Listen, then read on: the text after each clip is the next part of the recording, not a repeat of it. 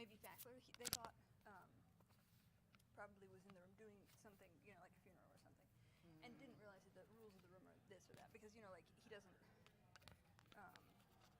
do as much production stuff. Gotcha. These Okay. days, and so, but what's the thing is, as a pro, like he is, Yeah.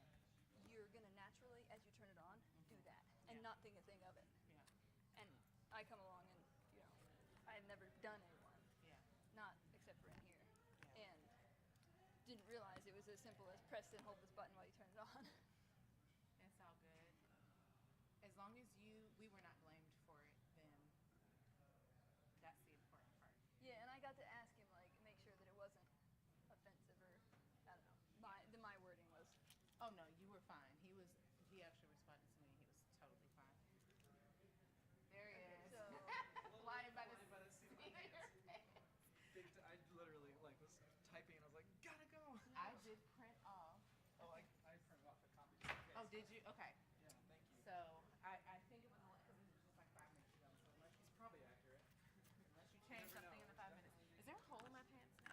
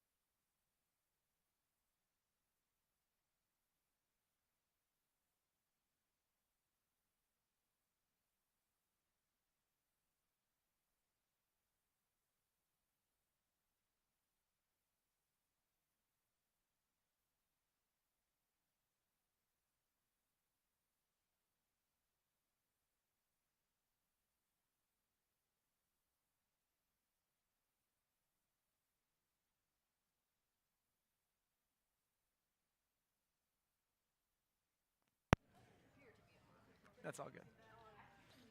With that, Okay. doesn't. Can always. It's probably that. It might be. So thank you so much. Well, I mean, Okay. we'll talk again before this. I might see you again tonight. Anyway, so you guys good?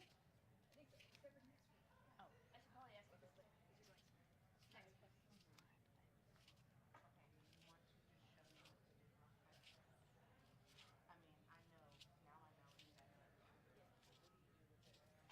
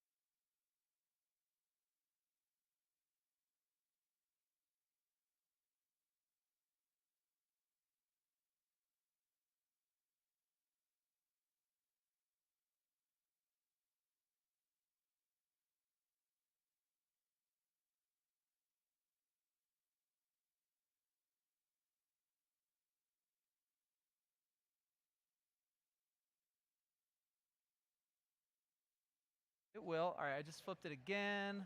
See if that's working. Yeah, we're there. All right. Hi, everybody. First of all, thanks for your patience. We had some technical difficulties, but we got it sorted out, and we've got the slides. I've also been asked to say that if you are interested in learning about the imperial cults of Western Asia Minor in the 1st century, you're in the right room. If you're here for Grace Kids Camp training, you are in the wrong room. It is on the opposite side, the mirrored room to this. So I don't know if that's going to be a problem, but yeah, Carrie asked me to make that clear. So that would be a very disappointing kids camp training, I assume. So, oh my goodness. Well, hi everybody. Why don't we open up with a word of prayer, and then we'll dive in. Got a lot to cover tonight. Father God, as we have over these past few weeks, we invite you into this place, into this time that we have, as we explore this very difficult, complicated, challenging book that is full of so many encouragements and yet full of so many warnings at the same time. I pray that you would open all of our eyes, especially as we look at the world behind the text today, that you would help to bring us new insights, new perspectives that will change not just the way we read the book of Revelation, but the way we live our lives as followers of you. So we pray all this in the name of Jesus, the Lamb who was slaughtered. Amen. Amen. Okay. Well, you came back, so you must be ready for a little bit more of this. Tonight, as I promised, we are going to get kind of nerdy, but that's my favorite way to be, so we're going to get nerdy together. Before we go on, though, I just want to, first of all, say thank you again to the team that's been helping with tech production. Lizbeth is doing live interpretation into Spanish, which is amazing that we can offer that. It's so cool. So thank you, you guys. You guys are awesome. All right, so because I know that not everybody has been to all 3 weeks, I know probably some of you guys missed a little bit. Let me just give kind of a quick recap that'll help us all get recentered on what it is that we're talking about here. The way that we are approaching the book of Revelation in this class is not what I would say is more of the common approach towards Revelation that you would find in a lot of the evangelical church, which is looking at it as a purely predictive text. In other words, looking specifically to find out when are these different events going to happen and thinking of it all in terms of future fulfillment.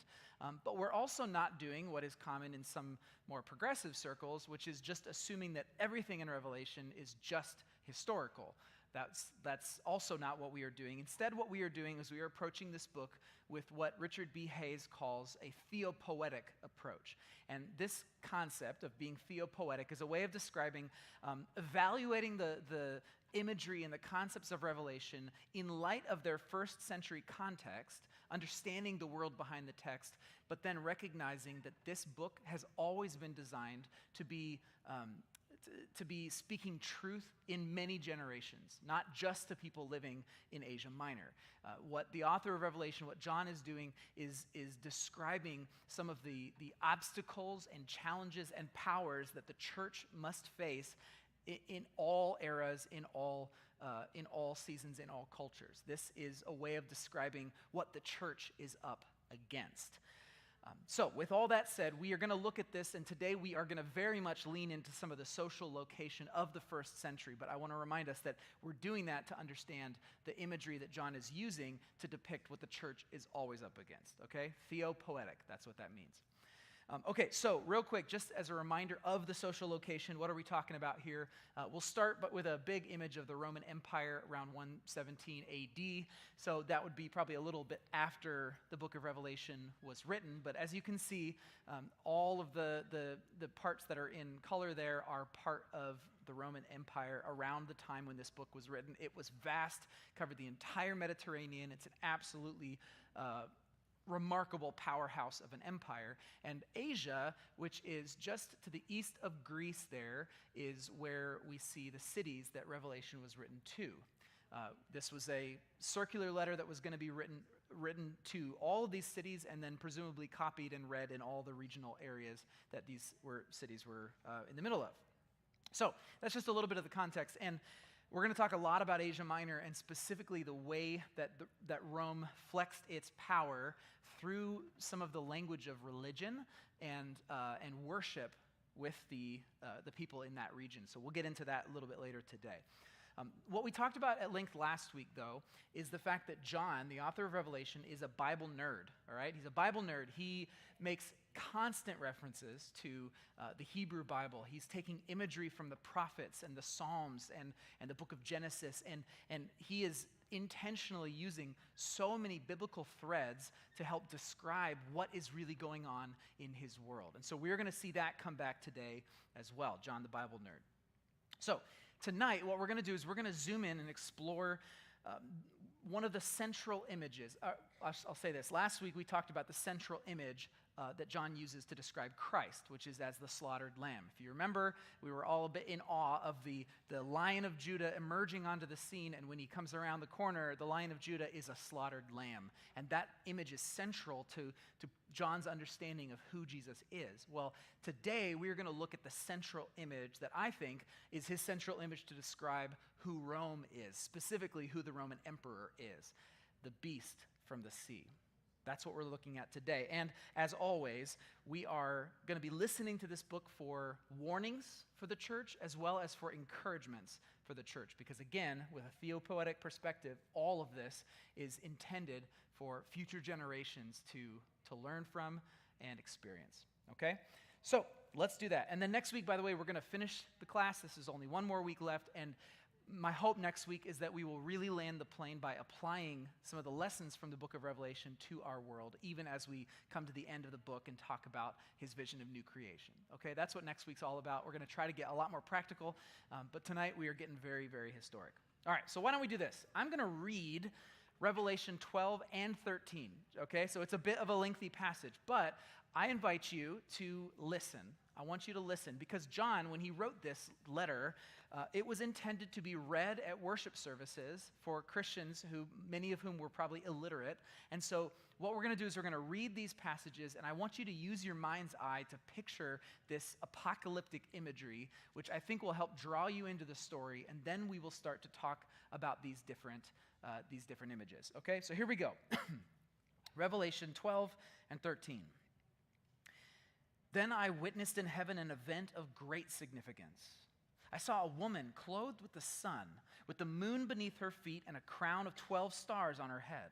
She was pregnant, and she cried out because of her labor pains and the agony of giving birth. Then I witnessed in heaven another significant event. I saw a large red dragon with 7 heads and 10 horns, with 7 crowns on his heads. His tail swept away 1/3 of the stars in the sky, and he threw them to the earth. He stood in front of the woman as she was about to give birth, ready to devour her baby as soon as it was born. She gave birth to a son who was to rule all nations with an iron rod. And her child was snatched away from the dragon and was caught up to God and to his throne. And the woman fled into the wilderness where God had prepared a place to care for her for 1,260 days. Then there was a war in heaven. Michael and his angels fought against the dragon and his angels.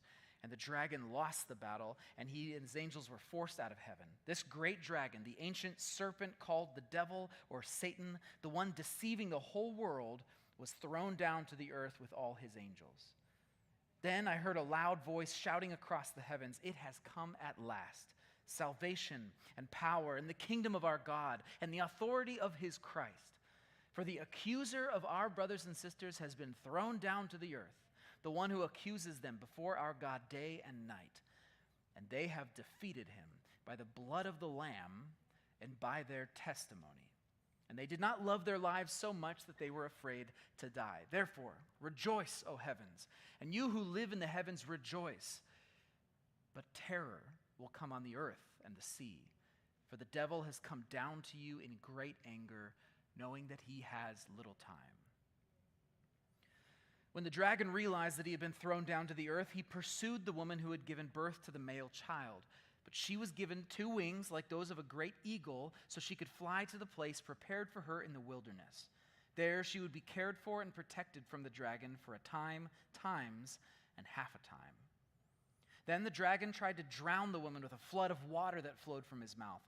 But the earth helped her by opening its mouth and swallowing the river that gushed out from the mouth of the dragon. And the dragon was angry at the woman and declared war against the rest of her children, all who keep God's commandments and maintain their testimony for Jesus. Then the dragon took his stand on the shore beside the sea. Then I saw a beast rising up out of the sea. It had 7 heads and 10 horns with 10 crowns on its horns, and written on each head were names that blasphemed God. This beast looked like a leopard, but it had the feet of a bear and the mouth of a lion. And the dragon gave the beast his own power and throne and great authority. I saw that one of the heads of the beast seemed wounded beyond recovery, but the fatal wound was healed. The whole world marveled at this miracle and gave allegiance to the beast. They worshiped the dragon for giving the beast such power, and they also worshiped the beast. Who is as great as the beast, they exclaimed. Who is able to fight against him? Then the beast was allowed to speak great blasphemies against God, and he was given authority to do whatever he wanted for 42 months. And he spoke terrible words of blasphemy against God, slandering his name and his dwelling, that is, those who dwell in heaven. And the beast was allowed to wage war against God's holy people and to conquer them. And he was given authority to rule over every tribe and people and language and nation. And all the people who belong to this world worshiped the beast. They are the ones whose names are not written in the book of life that belongs to the Lamb who was slaughtered before the world was made. Anyone with ears to hear should listen and understand. Anyone who is destined for prison will be taken to prison. Anyone destined to die by the sword will die by the sword.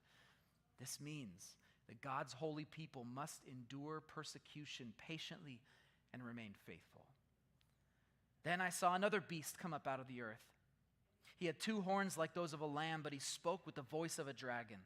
He exercised all the authority of the first beast, and he required all the earth and its people to worship the first beast whose fatal wound had been healed. He did astounding miracles, even making fire flash down to the earth from the sky while everyone was watching. And with all the miracles he was allowed to perform on behalf of the first beast, he deceived all the people who belonged to this world. He ordered the people to make a great statue of the first beast, who was fatally wounded and then came back to life. He was then permitted to give life to this statue so that it could speak. Then the statue of the beast commanded that anyone refusing to worship it must die. He required everyone, small and great, rich and poor, free and slave, to be given a mark on the right hand or on the forehead, and no one could buy or sell anything without that mark, which was either the name of the beast or the number representing his name. Wisdom is needed here. Let the one with understanding solve the meaning of the number of the beast, for it is the number of a man. His number is 666. Okay, so that's a lot. That's a lot. It was a lot to read, and it's a lot to think about.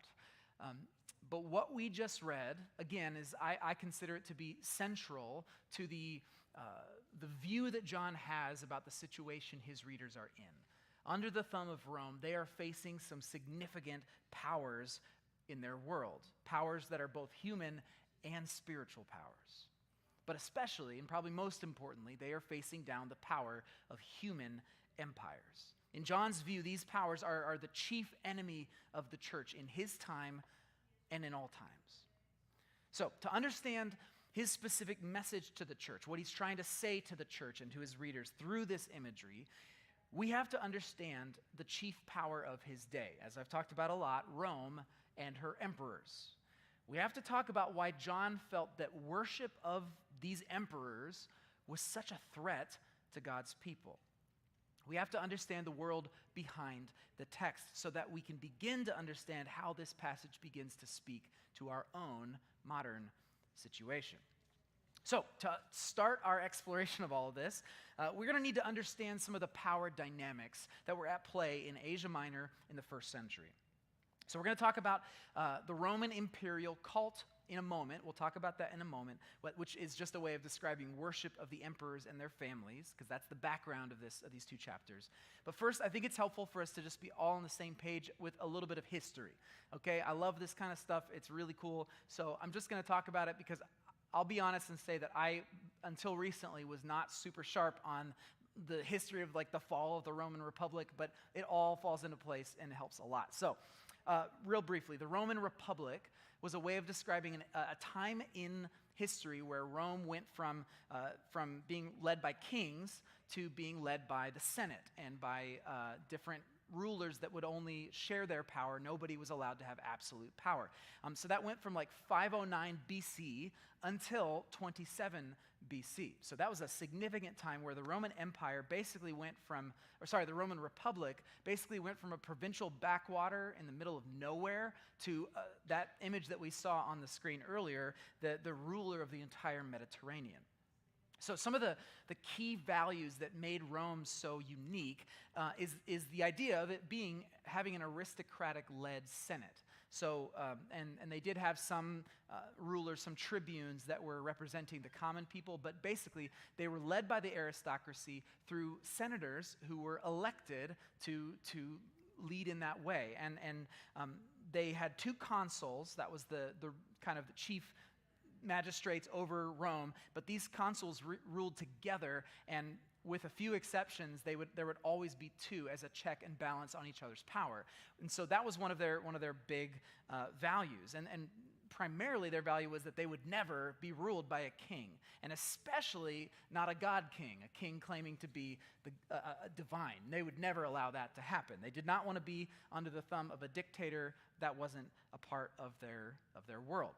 Also, notably, they had sort of a cultural value that saw their culture as superior. Of course, everybody does, but they thought of their values as superior to those that were weak and decadent, like the Persians, or those that were kind of scholarly but hollow, like the Greeks. They saw their power and their might and their values as being the apex of human achievement. Okay, I think that's important.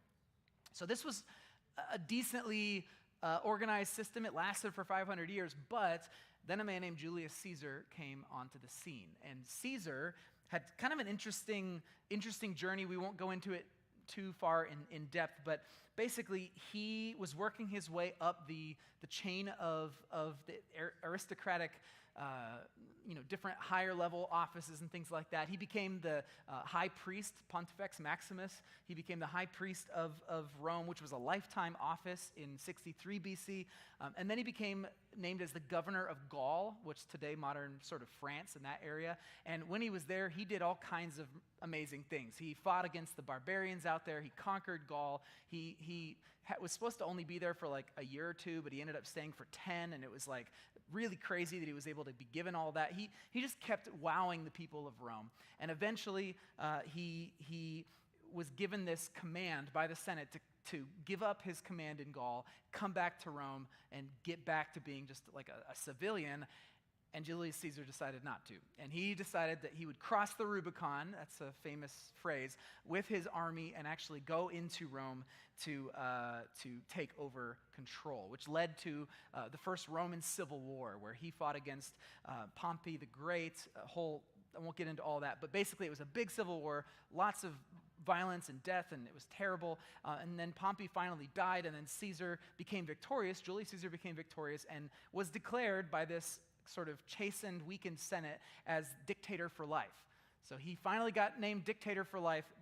Now all of a sudden, Rome was under the control of a single authoritarian leader, which lasted less than a year. He was assassinated in March of 44 BC. So Julius Caesar was assassinated, and it felt to a lot in Rome like they had finally done it. They had kept their values true. They were not going to be ruled by a single ruler. But then entering the scene is a young man named Octavian, who before Julius Caesar died had been adopted by Julius Caesar as his son. And so he became officially, because the way that I won't get into it, but the way that it worked, he was officially considered the son and heir of Julius Caesar. And so Octavian was a very, very, very intelligent, very shrewd operator. He was a really gifted leader. He was actually the great-nephew. I don't know if I said that. Great-nephew of Julius Caesar, became his adopted son. And so with Mark Antony, another major character, Octavian and Mark Antony fought against Julius Caesar's assassins, and they ended up killing them at the Battle of Philippi, and that's why Philippi became a Roman colony. It's lots of cool, neat things here, but bottom line, eventually he had a falling out with Mark Antony, and they ended up fighting, and then Mark Antony and Cleopatra got defeated in the Battle of Actium, and long story short, Octavian finally was able to bring peace to Rome. All the civil wars could finally stop, and then everybody got real nervous because Octavian's coming back to Rome, and everyone's expecting, what's he going to do? He's going to take over, supreme power, just like Julius Caesar. But what did he do? He rejected the crown.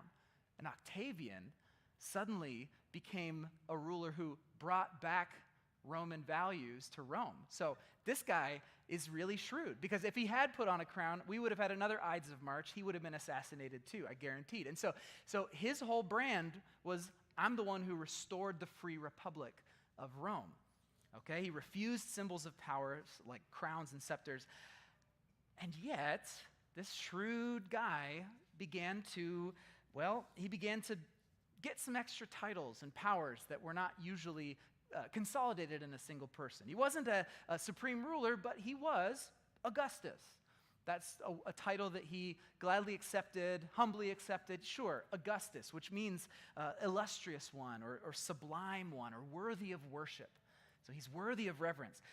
And then he got the title princeps or princeps, which I think we have these lists on the slides here. Princeps, which means first citizen. So he became first citizen of Rome, which was an honorific in the Senate that everybody would kind of cycle through, but he became kind of first citizen for life. Then he was called imperator, which is where we get the word emperor, and that means triumphant general. He was the triumphant general who won the battles, had 3 triumphs into Rome, which triumphs were when they, I talked about this last week, when they would escort in defeated prisoners through the streets of Rome, and he got to do it 3 times, imperator. Then he was pater patriae, I can't ever pronounce Latin, father of the country. So now he's given another title, father of the country. He became Pontifex Maximus, like his great uncle. He became, and this we'll talk about a little bit later, Divi Filius, son of the divine, son of God, because the Senate called Julius Caesar divine after his death, and so that made Augustus son of God. Neat. And then he was the tribune of the plebs, which is interesting because the tribune was a role that only lower class people could have, but somehow this aristocratic guy got to have that title. So now he's the defender of the common man. And he was given the power of censor, which is the guy who can do censuses, supervision of public morals and laws. Does anybody remember one of the ways that we date the birth of Jesus? What happened in, yes, a census by Caesar Augustus. He's right there because he became censor and he had the ability to do that. So anyway, lots of cool, fun things. So all that to say, here's a man who's not a king, but he is Augustus. He's first citizen, father of the country, censor. He became, he collected all the different titles and became a supreme leader in everything but name. He was brilliant. And with him, with Augustus, came what is often called the Pax Romana. I talked about this in week 1. The Pax Romana, which was effectively a 200-year-long period of relative order and stability and peace, where there were not major wars. There were plenty of border wars, but nothing major threatening the foundation. No more civil wars. It was a time of peace. And as I said before, that peace was maintained under the iron fist of the legionaries, and anyone who tried to put up their heads, like the Jews in Judea, would get crushed mercilessly. But it's the Roman peace, Pax Romana. So we'll get into Revelation here soon, I promise. But Caesar's influence began to spread. This supreme leader in all but name, his influence began to spread, and by the time the 1st century AD rolled around, almost every town in the Roman Empire would have had at least a statue of Augustus, if not a temple dedicated to him, because he ruled for decades and decades. So before Augustus, the Roman rule was that no living citizen could have their face on a coin. But by the time that Jesus was walking around, everybody in the Roman Empire had coins with Augustus's face on it, and he was still alive. I love this quote from the historian Tom Holland. He says, "Even an itinerant street preacher in the wilds of Galilee, holding up a coin and demanding to know whose face it portrayed, could be confident of the answer, Caesar's." That's how far the spread of Rome had gone. And by the way, Caesar was a name, Julius Caesar. Julius is his family, Julius Caesar. And so Augustus became Augustus Caesar. That's how he became known, not Octavian. He left that name behind, basically, because he then was part of the Julian family. He was the son of Caesar. He wanted that title. And then Caesar, over time, became just like the given title name for all emperors that came after him. Okay, so after Augustus, there were some other emperors in his family, the Julio-Claudian dynasty, that inherited his supreme powers. Tiberius, Gaius, also known as Caligula, Claudius, and Nero. And I just had to show you guys this because it cracked me up when I was doing some of my research. The family tree of the Julian-Claudian family is absolutely nuts. Like, no, there are just no normal relationships here. You've got like fathers-in-law marrying cousins of sisters, and it's just like absolutely crazy. And then with all the adoption stuff going on, it's just so hard to follow. I read an entire history of the Julian-Claudio dynasty, and I had to look at that probably about 40 different times, and I still couldn't make sense of it. So I just wanted to show you that because I think it's funny. But all that to say, they all kill each other a lot. They like to kill each other. And so when Nero was emperor, he was the last living male heir or descendant of Augustus. And so when he committed suicide in 68 AD, the Julio-Claudian family had been effectively wiped out, which led to a crisis for Rome called the Year of the Four Emperors. And the Year of the Four Emperors, as you can imagine, was a year with how many emperors?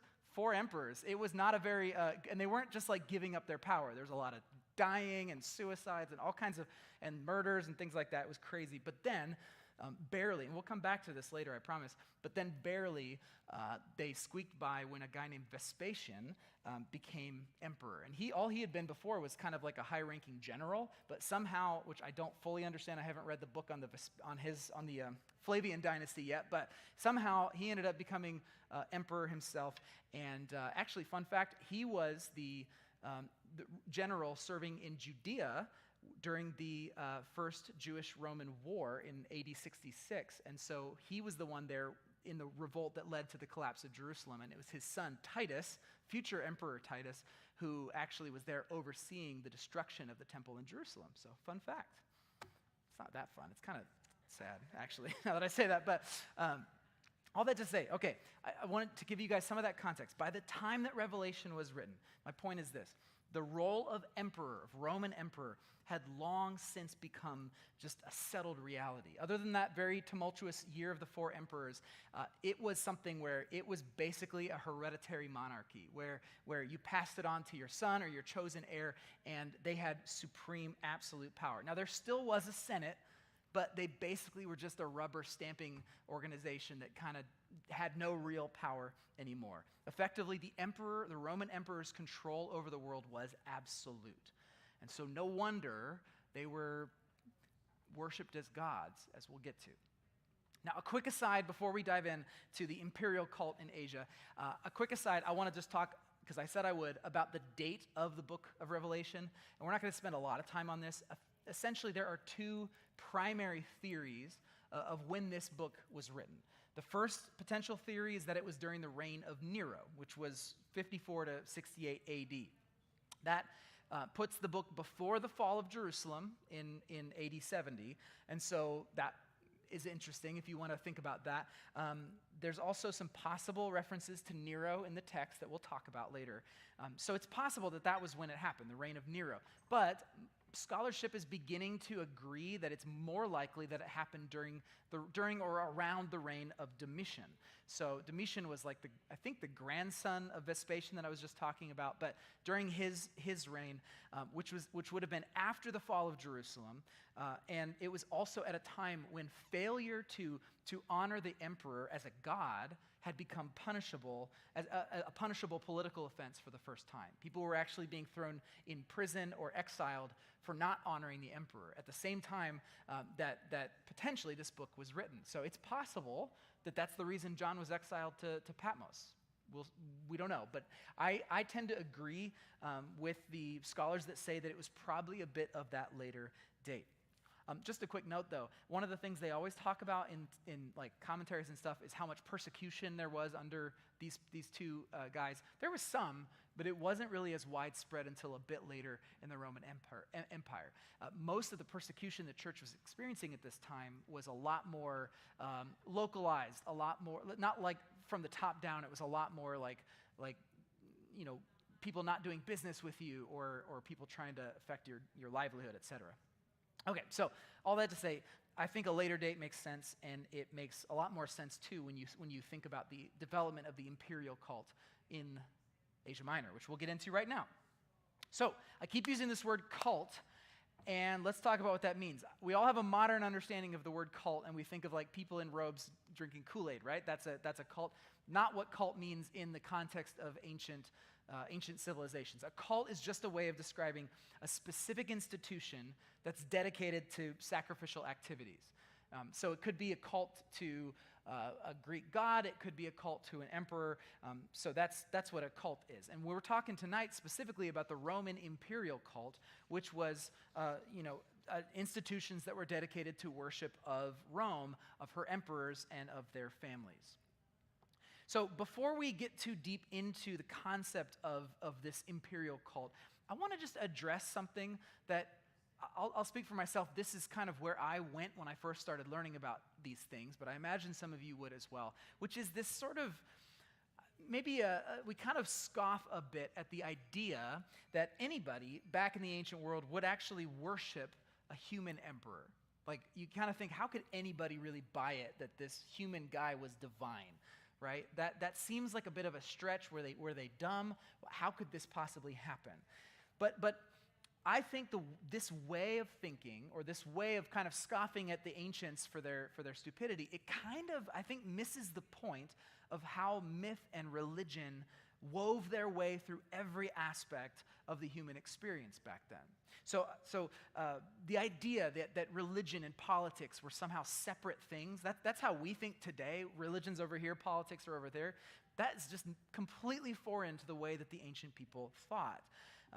It's a modern invention, because in the ancient world, it was all connected. Worship, the economy, sacrifices, temple activities, civic duty, all of these things were all on a continuum, and they were all connected. So for example, an aspiring young politician in Pergamum might hope to get elected to the priesthood of the city's chief temple. Maybe if you're a young woman in Ephesus, you want to become high priestess of the temple of Artemis. Excuse me. You might want to become the high priestess of the temple of Artemis, because then that's a way for you to get a little bit more recognition and honor in your society. And so it's not even the idea of someone being like called to ministry, like away from the secular world, like we would talk about now, like how I was called to be a pastor. That's not how it was. The idea of becoming a priest or priestess was just as much associated with your career as it was with anything related to the gods. Another example, a merchant in a trade guild back then would be making sacrifices to Poseidon to ensure a successful voyage, obviously, right? It's like, you don't mess around with things like that. Everybody dies on the sea. You're going to hedge your bets and sacrifice to the gods. A soldier would sacrifice to Ares or Athena before their battle. You want the favor of the powers of your world before you do scary things. So business, war, life, worship, they're all interwoven. And another way of looking at it is this. For the average peasant, maybe someone who's not even concerned about rising the ranks of the aristocracy, for the average peasant living in the ancient world, their world was defined by feasts and festivals and rituals at meals, even every single day, where you invoked the names of the gods and you asked for their favor. These were the times that you would connect with your community and celebrate the harvest, but you would also worship the gods and thank them for helping you have a good harvest. And so it's all connected, and it wasn't like people went to church and then went home. It was like church or temple life was woven throughout their entire experience. We live in a very materialistic world in our day, with a strict divide between the natural and the supernatural, between the secular and the spiritual, but back then everything was connected. spiritual beings, your dead ancestors, holy spaces, sacred objects, curses. All of that helped to make sense of the world that you were living in. So here's why this matters, and this is why it's so significant to our conversation for today. Because the Roman imperial cult, worship of the emperors, did not just come out of the blue. It wasn't like someone just said, hey, worship the emperors now, and everyone said, yeah, why not? It wasn't like they just demanded being worshiped like a god. No, the imperial cult of Rome slid perfectly into these categories that I just described. These civic and social and religious categories of what life looked like. The imperial cult became very interwoven with those existing categories of religion and life, woven into the lives of these people just like worship of Artemis or Apollo. Okay? And is it really so surprising? Because, I mean, if you think about it, why did people in Ephesus make sacrifices to the goddess Demeter, the goddess of the harvest, even though they'd never actually seen Demeter? They would do it because they wanted to have a good harvest. And so you made a sacrifice to the power of the goddess that was going to give you a good harvest. Well, why would people in Ephesus make sacrifices to statues of Augustus, even though they'd never seen him? Because he had power. He had power that could directly affect their lives. His word, his will, had massive influence over the well-being of his subjects. His power was imminent. It was with them. It was present, even though his physical presence was so distant, so remote and intangible that he might as well have been living on Mount Olympus. That's my point, is that to the average person in Asia Minor, worship of the emperor and worship of the gods did not really change, was not really so different in its effects in their lives, the way that they understood it. Okay, so it wasn't just people thinking like, oh, I bet the emperor is actually a god. It was like, no, I'm going to get protection, I'm going to get provision from the powers of my world, and the emperor is one of them. Okay, so again, we don't have the same at all mystical or religious sensibilities, but if we have a bit of humility to remove some of our modern lenses and try to see their world from with a new focus, not only does Revelation come into new focus, but so does the rest of the New Testament. Okay, so let's put on our cross-cultural lenses. Let's try to look at Revelation 12 through 13 in light of the influence of the Roman imperial cult and see how it enhances our understanding of what John was trying to say with the dragon and the beast from the sea and the beast from the earth. Now, to do this, I want to talk about four cornerstones of all religious life. And just bear with me, this will make sense as we get through it. But the anthropologist Lawrence Sullivan described sort of a way of describing every human religion has at least these four categories of the way that they view the world. The first category is cosmogony. Cosmogony, that's the origins of the cosmos. How did things come to be? They also had cosmology. That's the way of describing how the cosmos functions. How do things work? Why are things the way that they are? They also, every religion has a category of human maturation. In other words, how should humans exist and develop within this universe? And usually, every religion has a category of eschatology, which is the destiny of humanity and the cosmos. Now, as we'll see, the Roman imperial cult had a very specific way of filling each of these categories, but so did John, the author of Revelation. And his perspective, as you might imagine, is a little different than that presented by Rome. So let's walk through these categories. First, let's talk about cosmogony. Cosmogony. How did the cosmos become the way it is? How did things end up here? Back in that day, in the ancient Greco-Roman world, mythology gave lots of stories about how the universe came to be, like Gaia, the earth, giving birth to Uranos, the heavens or the sky. There's this huge story of the battle between the gods and the titans that kind of led to a whole lot of things being the way that they are. But as Roman dominance spread through Asia, through the Asia Minor, a new narrative began to emerge. Now, remember, I mentioned Pax Romana before. This was a genuine game changer for people in Asia Minor. All the stuff we talked about in week 1, piracy, banditry, war, poverty, these were out of control in the 1st century BC in Asia Minor. But then They were all radically curtailed when Rome seized absolute control and Augustus brought order to their world. It felt like a new era had dawned now that he was on the throne. Metaphorically speaking, because he would have said no to a throne. But you get my point.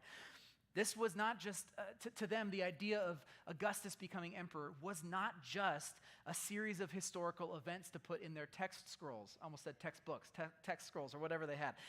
To those involved in the imperial cult, Asia was experiencing a whole new creation of the cosmos. This was a whole new order of reality. Here's an example of what I mean. In 9 BC, there was a competition in Asia, the province of Asia, for who could think of a way to honor Augustus the best.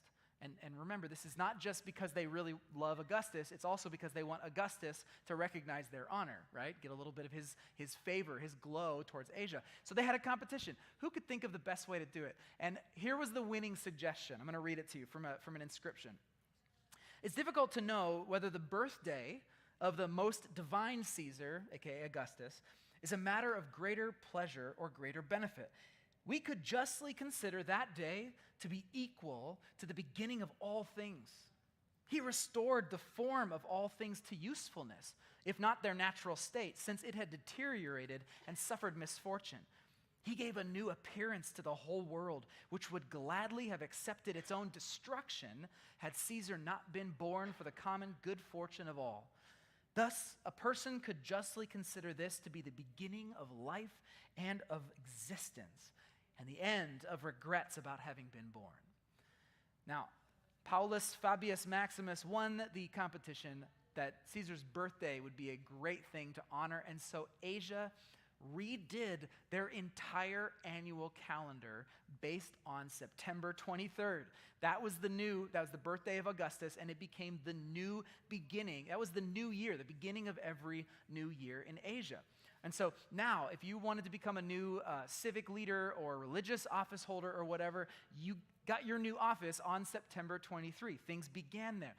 It happened to be perfect timing with existing harvest festivals, and so now these harvest festivals became celebrations of Caesar's birthday because it was also the beginning of a new year and all the new abundance. And so this is fascinating to me because now worshiping the emperor in this way was now a part of everybody's religious landscape.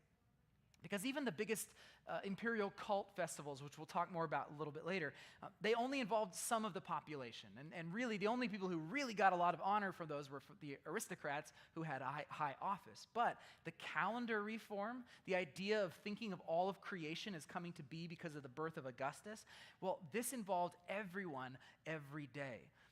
The historian Stephen Friesen says this: all individuals and all communities were said to have been given new life through Augustus. The principle of reciprocity could be satisfied only through the reorganization of all facets of their lives. And I would add, including their calendar. And so what you see now is the imperial cult redefining the origin of time. That's a pretty profound statement to be making about the way that the universe has come to be. I'll give you one other example of this cosmogony, which has to do with something called the Miliarium Aureum. I need to work on my Latin pronunciations, but basically it's the golden milestone. Maybe you've heard of this, but in somewhere in the Forum, we don't know exactly where, the Roman Forum, the gathering place, the political epicenter of Rome, there was a marble column that was sheathed in gilded bronze, so it would have been gold and shiny and beautiful. And this was a monument that Augustus erected in the Roman Forum in 20 BC. And what it stood for was the fact that from this point in Rome, every single distance was measured. This was now the center of the universe. This was the center of the world. And you know the phrase, all roads lead to Rome? That likely is referring to this specific milestone, because now all the roads on the earth were said to lead straight from this point, and all distances were measured from this point. They're envisioning the cosmos centered on Rome, the very force which brought life and order to the world. That's where we look for the center of the universe. So if I could sum up the cosmogony of the Pax Romana, I would say this: it was Caesar Augustus who brought reality into its present form. Why would we not worship such a God? Well, John definitely did not see things that way. So let's talk about Revelation. I know every time, I'm sure you're waiting to get in the book. So, Revelation's cosmogony, it doesn't as much talk specifically about the origin of the cosmos because John, the Bible nerd, understood everything from the Hebrew perspective of the universe. And so John would have understood that creation, the way that the cosmos came to be, was through the act of supreme and sole authority and power of Yahweh, the God of Israel. He spoke and the cosmos came into being, which puts the lie to any effort that the imperial cult would have towards saying that Augustus was the reason it's all here. No, it was Yahweh. We all know that if you're a Christian. Also, interestingly, in John, the center of the cosmos, obviously he's not going to buy it that the center of the cosmos is Rome, but you would think, well, maybe he's saying the center of the cosmos is in Jerusalem, but he doesn't say that.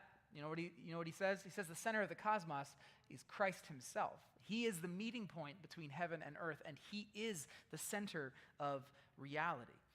Time did not begin with a human emperor being born. It was created by the eternal God who is himself the beginning and the end. Revelation 1:8, I am the Alpha and the Omega, the beginning and the end, says the Lord God. I am the one who is, who always was, and who is still to come, the Almighty One. That, to John, is the origin of time. It's the one who is the beginning and the end. And Revelation 12 answers the questions of how did things come to be the way they are very, very differently from that of the imperial cult. Specifically, by depicting this image of a woman clothed with the sun and a ravenous dragon trying to destroy her offspring. So let's talk about the woman. The woman, I saw a woman, as it says in verses 1 and 2, I saw a woman clothed with the sun, with the moon beneath her feet and a crown of 12 stars on her head. She was pregnant and she cried out because of her labor pains and the agony of giving birth. Now, there are a lot of different interpretations for exactly who this woman is. Is she humanity? Is she Israel? Maybe she's Mary. Maybe she's the church. But the way that I tend to understand it, and I could be wrong, I say it all the time, but I think this woman represents the people of God as a whole. So, in other words, the messianic community, the people of God, which includes Israel and the church, she represents the people of God. So, it says, he goes on to say, John says, that she gave birth to a son who was to rule all nations with an iron rod. So, that the people of God are the ones from whom the Messiah emerges, the Son of God. And by the way, that whole thing about the iron rod, this comes from the Old Testament, specifically Psalm 2, which is a very messianic psalm, which says, for the Lord declares, I have placed my chosen king on the throne. Only ask, and I will give you the nations as your inheritance, the whole earth as your possession. You will break them with an iron rod and smash them like clay pots. So right here, we're already seeing a very anti-imperial message, that this son of this woman is far more powerful than human empire, far more powerful than Caesar. So, all right, that's the woman. Who's this? What's this dragon all about? Well, in verse 3, he says, I saw a large red dragon with 7 heads and 10 horns with 7 crowns on his heads. And then he goes on and he says, this great dragon, the ancient serpent called the devil or Satan, the one deceiving the whole world, was thrown down to the earth with all his angels. Now, John's a Bible nerd, and so what he's doing here is he is taking all the imagery of the opponent of God, who is variously depicted in the Hebrew Bible as a snake in the garden, as the Satan, as the diabolos, the accuser, the adversary. He's taking all of these images and he is just conglomerating them all into one figure, this great red dragon. And so that's the answer. The red dragon is the evil one. He is the great adversary of God. But here's where things get really provocative in the original context and why I just love the world behind the text. Because where Rome and the Roman imperial cult would want citizens of Asia to see their world as peaceful and perfect now that Augustus has come, John wants his readers to understand that the exact opposite is true. Where the Romans would say Pax Romana, right? It's the Roman peace. I think John would want people to understand it's really the Bellum Romana, the Roman war. Because the evil one may have been dealt a mortal blow with the birth and the death and the resurrection of Jesus. He was cast out of heaven, but as John goes on to say, terror will come on the earth and the sea, for the devil has come down to you in great anger, knowing that he has little time. And now this woman, the people of God, is surviving in the wilderness, barely clinging on, while the dragon has declared war against the rest of her children, all who keep God's commandments and maintain their testimony for Jesus. So the cosmogony of Revelation is very different than that of Rome, because the way that John depicts the origin of things being the way that they are is that God, the God of Israel, created the world. His own son came to redeem it, but the evil one is working right now to counteract his plans, which brings a very interesting perspective to the claims of Roman might, as we'll talk about in just a moment. This is a very different answer to the question of how the world came to be than that presented by the Roman imperial cult in Asia. Okay, so let's move on to cosmology.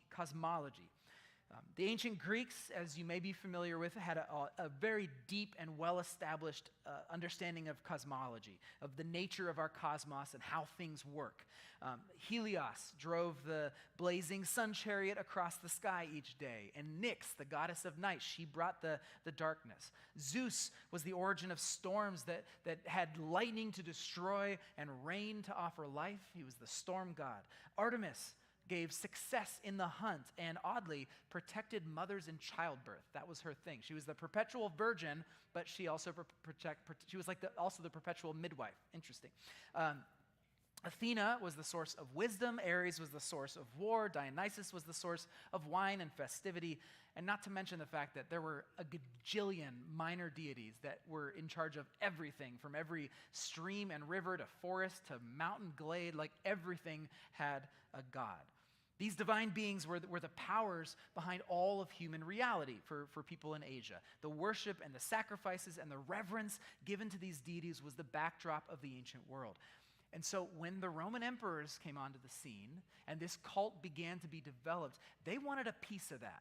And like I said, they didn't try to replace ancient cosmology. They tried to slide into the existing categories.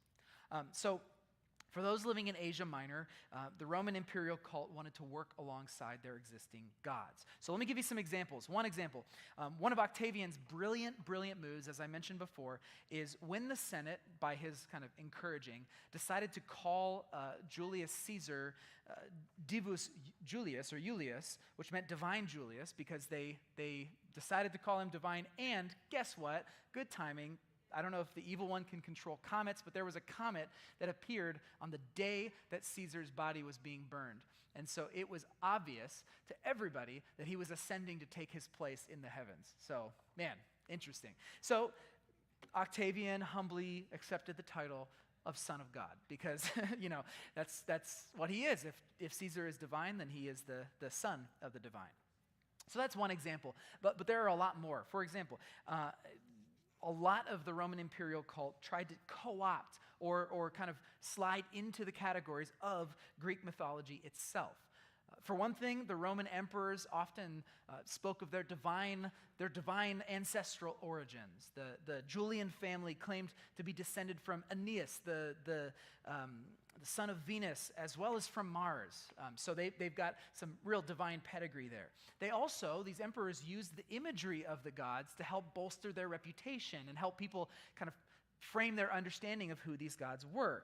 Specifically, Octavian/Augustus, he really loved being associated with Apollo. Apollo was the god of light and music and prophecy. And so he still had to dance around this idea of being a living, divinized king. He did not want to do that. However, if he showed up to a party dressed as Apollo, what's the big deal? It's just a costume, right? I mean, yeah, maybe I do kind of look like him, and maybe that statue of me kind of does have some Apollo-esque features, but that's what he was doing, right? And also, he built temples to Apollo. There was a really big connection there.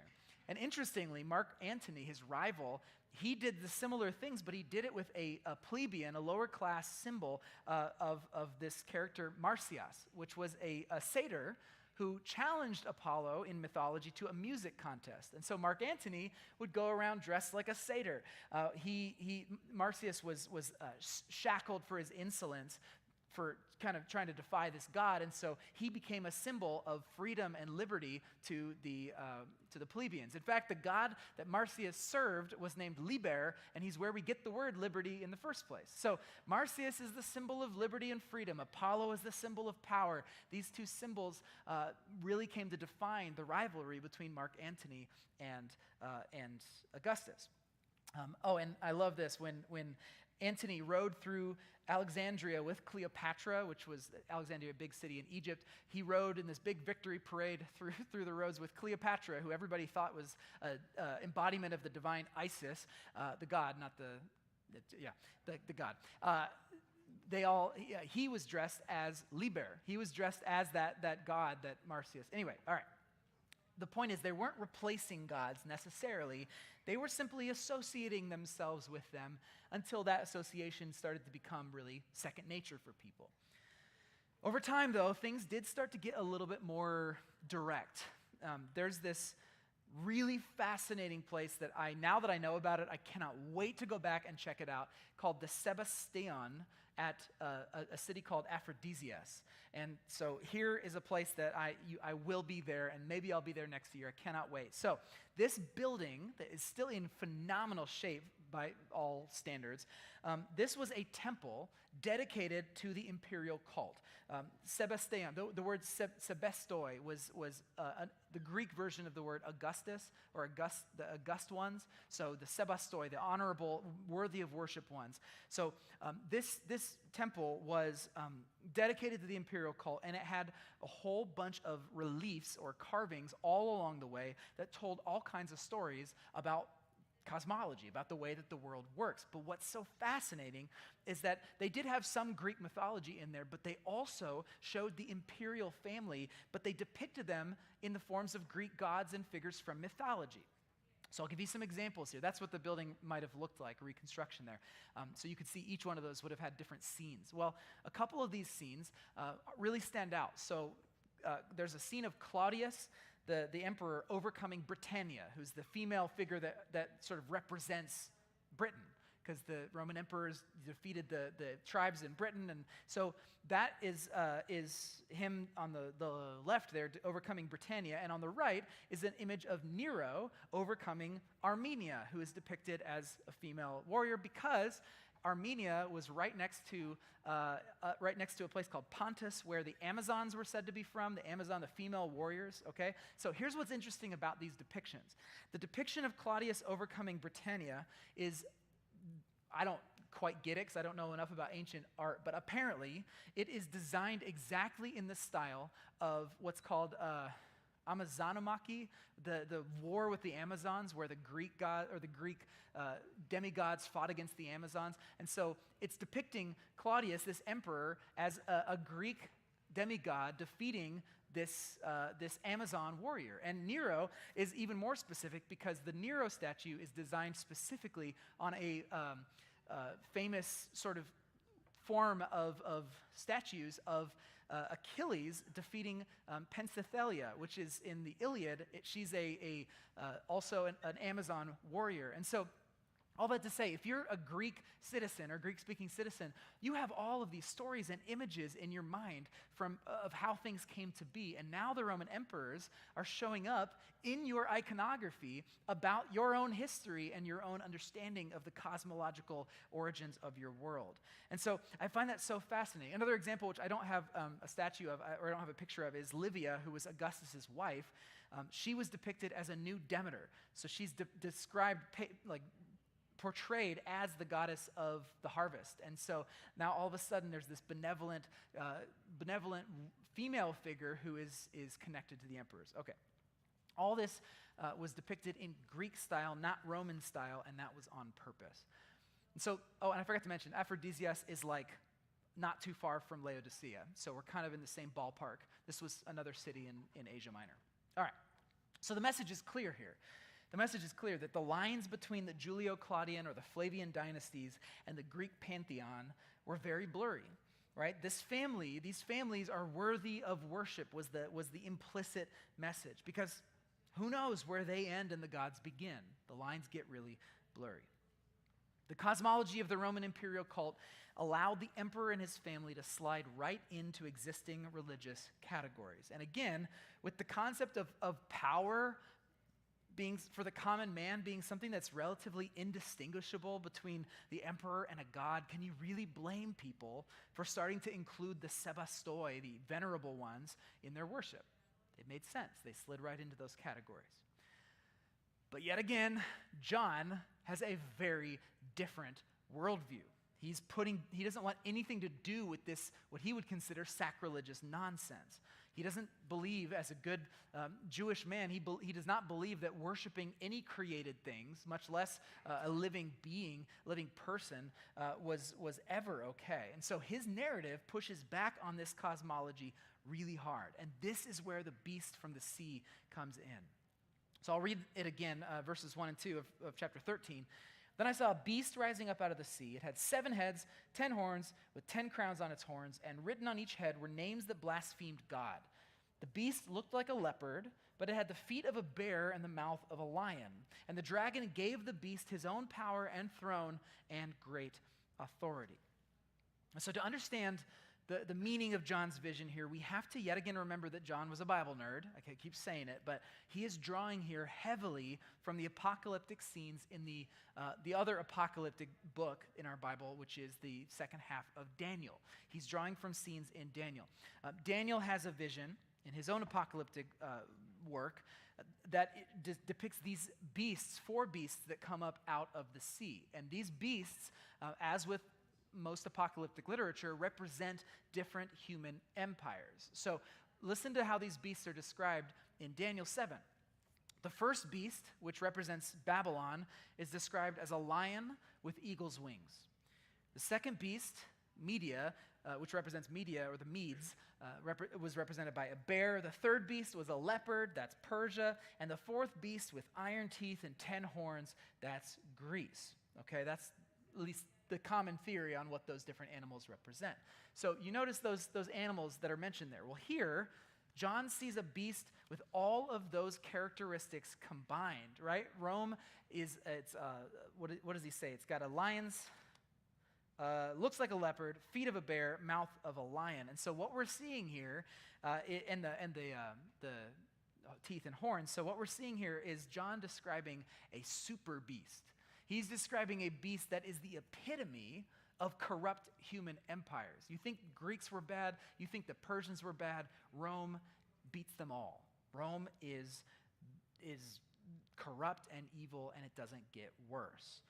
So this is my take. There are other opinions on this, but my take is that the beast from the sea represents the Roman emperor, but not a specific Roman emperor, but the office of Imperator of Rome. This beast from the sea represents the office of Rome's supreme leader, no matter which individual happens to be in that seat. That's my take on it. I think there's lots of good reasons to see that as true. So, okay, this beast from the sea, empowered by the dragon, is the emperor of Rome. But here's where things get scandalous for those who would have first read this letter in Asia. In Daniel, the author portrays human kingdoms as being empowered by spirits, presumably agents of the evil one. We don't know. But like an angel tells Daniel, "Do you know why I've come? Soon I must return to fight against the spirit prince of the kingdom of Persia, and after that the spirit prince of the kingdom of Greece will come." So in Daniel's cosmology, each human empire is being led by spiritual beings that are fighting against the spiritual beings of God, and that's just how the world works. So in Revelation, John is saying the Roman emperor, the beast from the sea, is not empowered by just another one of these spirit princes. He's empowered by the devil himself, the chief enemy of God, the dragon who wants nothing more than to destroy the people of God. You catching what I'm saying here? He's making a very anti-imperial claim here. It's shocking. The idea that Rome is not just another mighty human empire. It is being empowered by the evil one himself. Remember back in week 1 when we talked about the Nicolaitans in Pergamum, these false teachers that came into Pergamum and kind of said, look, it's okay. You can hang out with the Romans. It's okay to be a little lax, and you can do a couple emperor worshipy things. You can go to a couple feasts. Okay, here's why that is such a big deal to John, why he says that is a no-go. Because how can you go to a feast dedicated to the one empowered by Satan? How can you get in bed in a power that is so evil and corrupt? Augustus calls himself the son of a god, but to John, he is the son of Satan. How could you go and ally yourself with his power in any way? Pergamum is where the throne of Satan is. So why would you allow that to creep into your life? That's why this is a very shocking anti-imperial statement that John is making.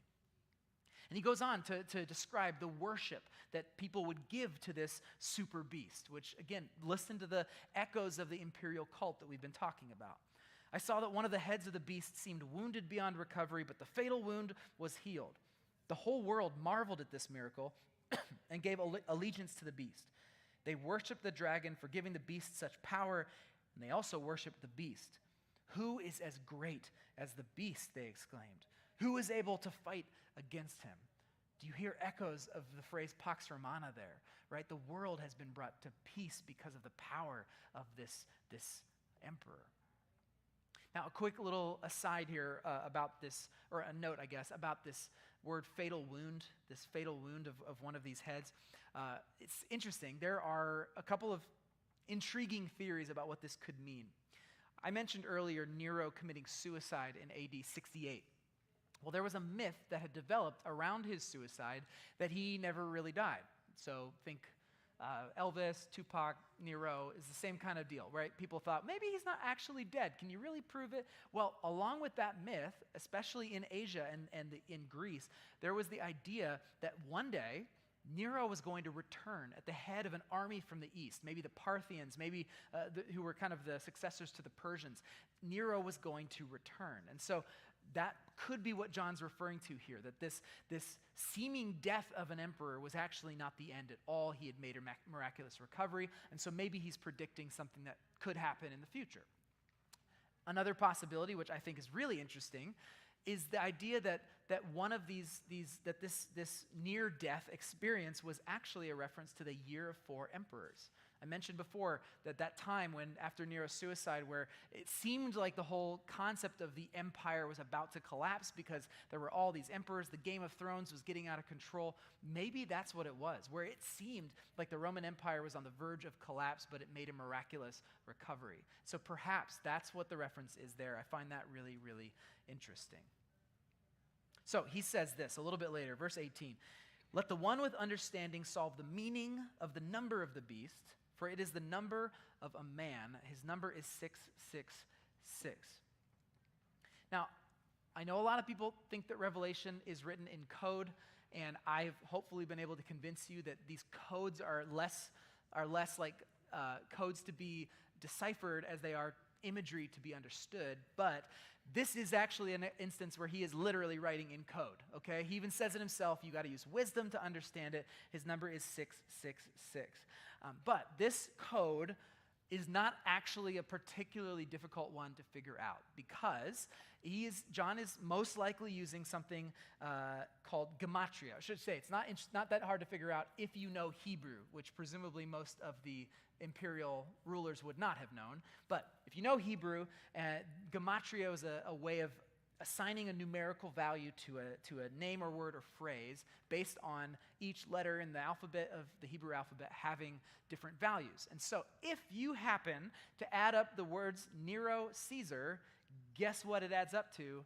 666, okay? So even if Nero is not even if he's not planning on Nero coming back with the army from the east, if that's not what he's expecting, Nero to the Christians had clearly become a symbol of imperial persecution. Because if you remember, we talked about this before last week, during the Great Fire in Rome, Nero blamed the Christians and even had a bunch of the Christians in Rome crucified and set on fire to give light to the city as a symbol of them burning down the city. And so he had become a symbol of imperial persecution. And so even if this book was written much later and nobody was expecting Nero to come back, I still think this code for Nero Caesar would have made a perfect sense as a symbol of this beast from the sea.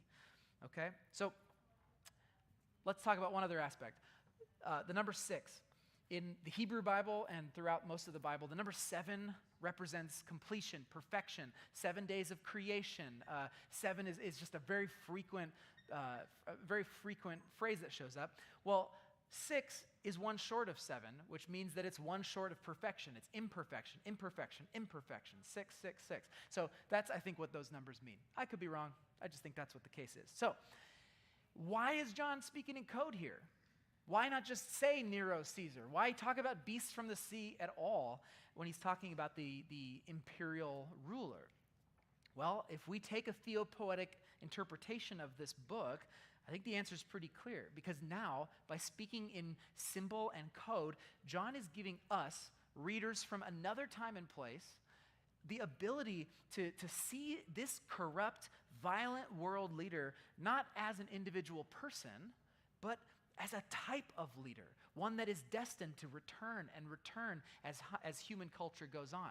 This vision of a corrupt emperor like Nero, like Caligula, like Titus, these are images of the type of leader that are going to come back, and people are going to worship them, not just in ancient Rome and ancient Asia, but throughout human time.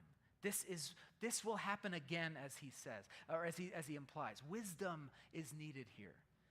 So I think right here what we have is a pretty simple warning for the church. In this vision of this beast from the sea, he's basically saying, when you bow to Rome, you are bowing to the devil. But by using these images, he's allowing us to read that same warning for our own day. When you bow to fill in the blank, you're bowing to the devil. The question is, what is that blank? All right, so again, we're exploring ancient cosmology here. What is really going on that explains the way that the world operates. And John's answer, as we've seen, is a direct confrontation of the answer given by the Roman imperial cult.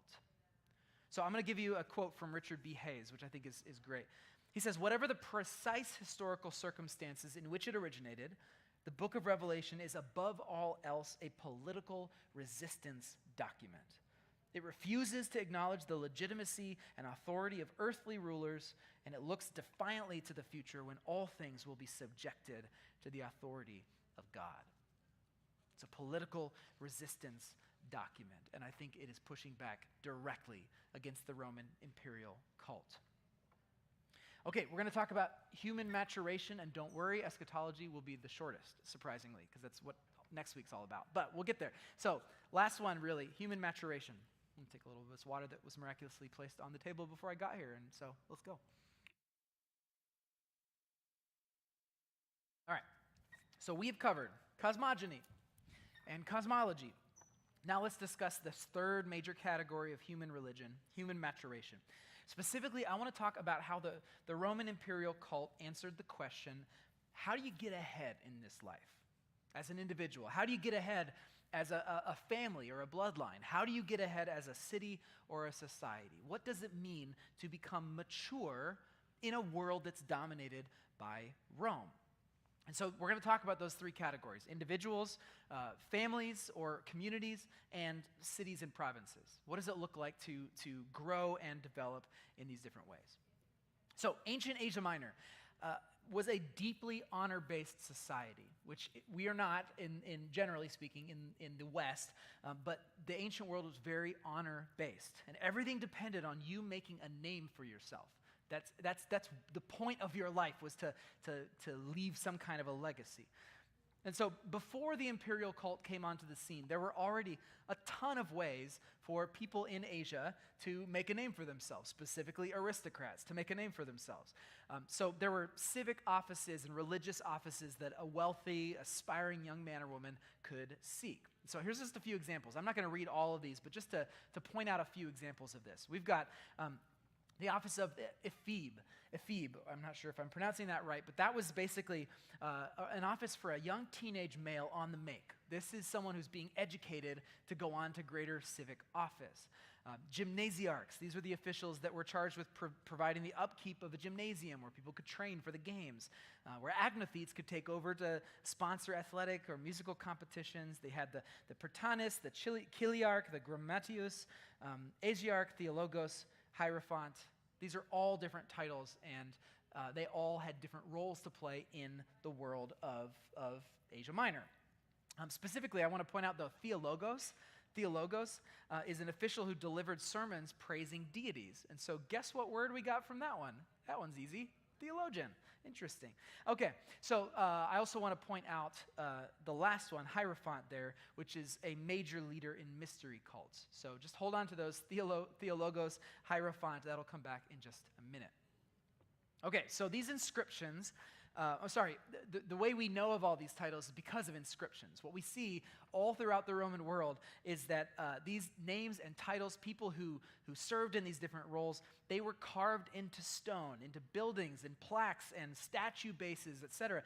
This was one of the main ways that archaeologists are able to date so much stuff from the ancient world is all these inscriptions, because everybody wanted their name carved into stone, and you got that honor if you had a name for yourself. So these roles, this was how you made your mark in the world.